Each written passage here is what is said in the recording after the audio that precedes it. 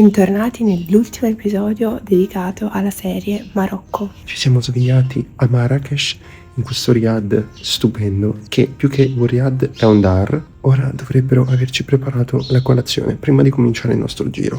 Andiamo a vedere. Il gatto è finito nella borsa. Mati vuole far colazione con noi. Allora, ci ha portato 2 crepe, non so con cosa, non penso sia Nutella, e 2 panini ritti di quelli fatti dal burro con la farina di mais e le marmellate. Le colazioni nei riad sono sempre molto simili tra di loro. Sempre una crepe o una cosa del genere, il pane sempre presente e queste frittelle sembrano succo di frutta, latte, caffè o tè e marmellate e miele sempre presenti. Ci hanno portato anche le uova stamattina con il formaggio. Quelle frittelle che vedete sono salate e sono speziate anche. Non so che spezia ci sia, ma si sente. Sono un po' triste, questo è l'ultimo giorno. E questo paese ci ha lasciato tanto. Tanta gentilezza, sono tanto sempre accoglienti.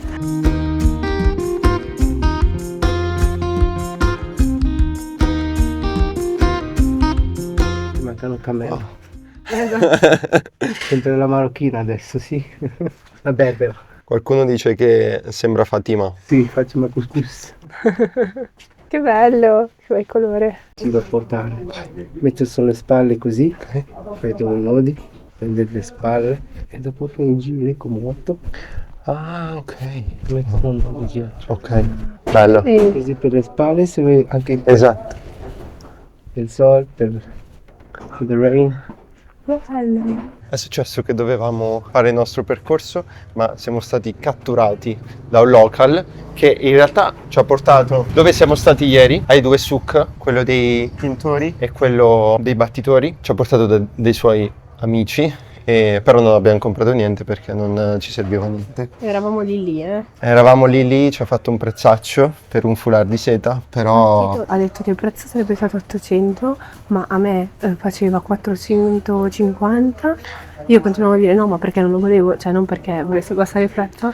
Siamo arrivati a 15, cioè Esatto, 15 euro, sì, 150. Quindi ecco, i prezzi sono molto variabili, ragazzi. Ora proseguiamo verso un souk che non abbiamo visto ieri, ovvero il souk a Tarina. Stiamo entrando in un nuovo quartiere, ovvero Kat Ben Naid, che insieme a Muassin costituisce il cuore della Medina storica. Questo quartiere ospita il Museo di Marrakesh, la Moschea Ben Youssef e la relativa Medersa.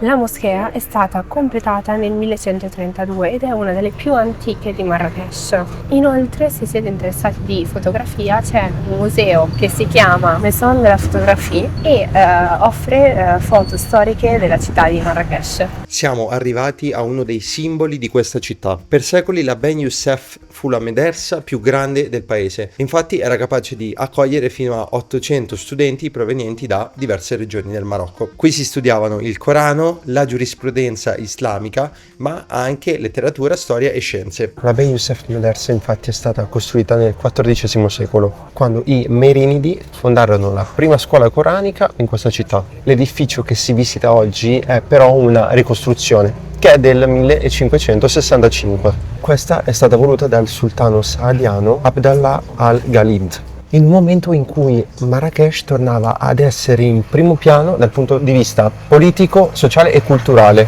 Dopo un lungo restauro questa medersa è stata riaperta nel 2022, quindi solo 3 anni fa, restituendo la lettura a quello che è stato uno dei centri educativi più importanti del Marocco premoderno. L'ingresso si apre con un portico monumentale decorato in muqarnas in stucco e da grandi porte in bronzo. Poi dal vestibolo si accede alla parte centrale attraverso una porta mashrabiyya in legno traforato. Le pareti, le colonne sono rivestiti, come abbiamo visto per la medersa a Fez, da zellige geometrici, stucchi e fasce di calligrafia completati dalla parte in legno. Il mirab è la nicchia che indica la direzione della preghiera ed è sormontato da un soffitto sempre in muqarnas. Al centro del pavimento si trova una vasca per le abluzioni, ovvero del lavaggio prima della preghiera. Invece i 2 livelli superiori della medersa ospitano circa 130 celle per gli studenti.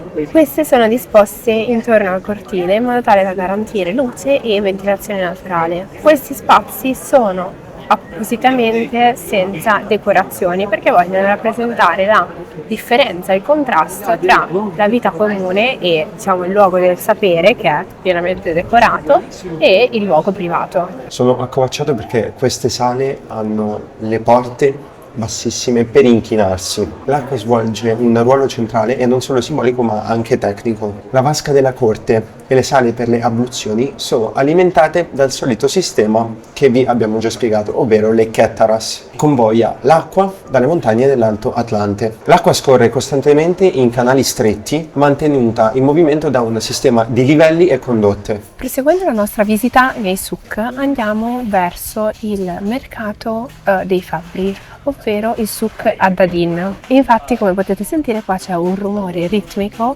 di fabbri che battono il metallo e il ferro, ed è uno dei luoghi in cui l'artigianato mantiene una dimensione produttiva evidente. Gli artigiani qui modellano il ferro per realizzare delle griglie, delle gabbette per gli uccelli o tanto altro, ad esempio oggetti funzionali alla vita domestica. Questa produzione non è unicamente turistica, ma riflette una necessità ancora all'interno della città di questi utensili, e questo lavoro viene poi tramandato da generazioni ed è comunque una pratica quotidiana. Accanto a questi manufatti si sviluppa invece tutta la parte dell'illuminazione, quindi le lampade che abbiamo trovato sia fatte in vetro ma anche ad esempio in ottone. I motivi geometrici che si trovano su queste lampade poi riflettono la luce ovviamente in questo modo nell'ambiente circostante, fanno un effetto bellissimo. A fianco a Le Jardin Secret sorge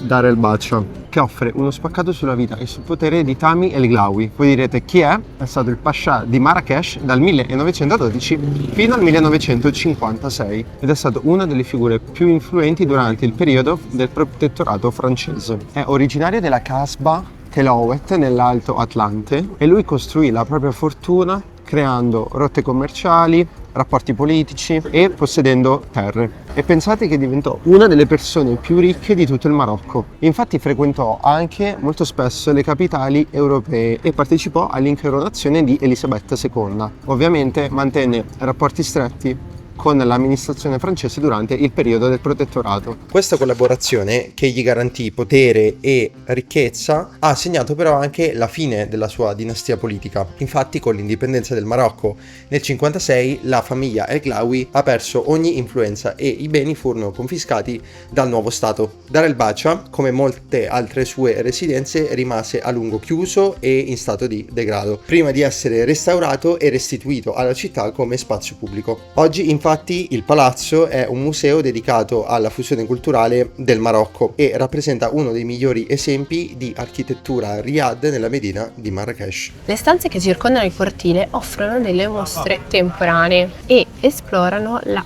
cultura e la storia del paese. Infatti mostrano oggetti, ceramiche, gioielli, oltre che dei manufatti legati alle 3 religioni monoteiste presenti in questo paese. In questo modo si riflette la cultura del Marocco come un incontro di tradizioni, di religioni e culture. Inoltre questo è sicuramente un luogo che racconta come il Marocco sia passato da una colonia, diciamo un protettorato francese, a uno stato indipendente. Siamo tornati a piazza Jemaa El Fna perché stiamo tornando al parcheggio. Abbiamo anche comprato il cappellino del Marocco come ogni nostro viaggio. Guarda. L'abbiamo contrattato, sta anche piovendo. Ah, infatti adesso me lo metto. Questo è bellissimo.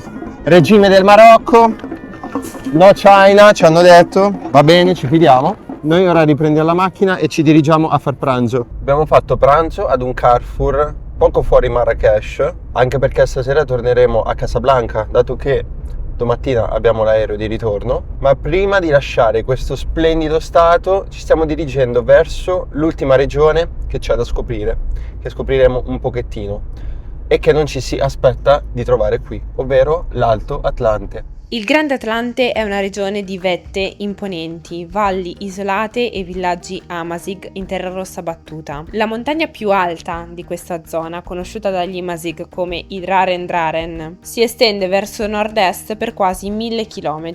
A sud invece si trovano le valli dell'Aurica e dell'Oirgane, dove troviamo un paesaggio più accessibile, ma ancora profondamente segnato da equilibri locali, dove il turismo si affianca lentamente a uno stile di vita rurale rimasto in gran parte intatto. Infatti, a circa 90 minuti da Marrakech troviamo il villaggio di Imlil, il principale punto di accesso alle alte valli e alla salita del Jebel Toubkal. Qui si apre il Parco Nazionale del Toubkal, che si estende per 380 km² nella regione dell'Alto Atlante. È ovviamente caratterizzato da una regione montuosa con gole, valli e altipiani. All'interno del parco si trovano dei villaggi Amazigh, sono costruiti in mattoni e sembrano appesi alle rocce, appese alle montagne, un po' in pendenza, un po' in bilico. Una delle attrazioni principali di questa zona è Jebel Toubkal, ovvero la montagna più alta del Nord Africa, conta circa 4000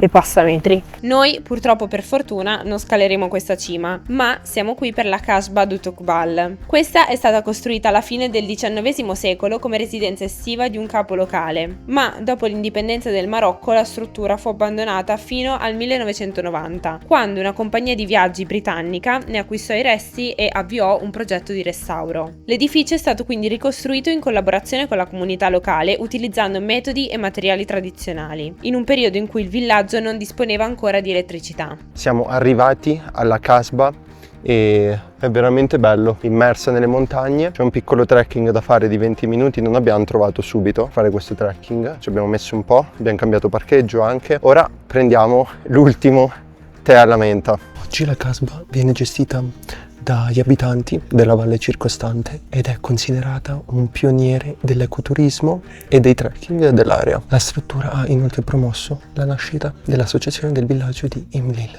finanziata da una tariffa del 5% sui soggiorni. Ovviamente con questi fondi sono state realizzate infrastrutture qui essenziali. In questo villaggio non c'è veramente niente, le strade non c'è l'asfalto, tra cui una scuola per 80 bambini in una valle remota e anche la prima ambulanza della regione. Parallelamente è nata l'organizzazione Education for All, un'ONG che costruisce dei collegi femminili per delle ragazze che vengono da aree rurali. Proprio grazie a questa organizzazione è stato possibile per 200 ragazze proseguire gli studi fino addirittura al dottorato di ricerca. Questa Kasbah offre sicuramente anche escursioni in questa zona di una giornata o più brevi e poi il pranzo viene servito durante l'estate o comunque quando fa più caldo sulla terrazza panoramica. Invece la cena viene servita, penso proprio qui, che è un salone tradizionale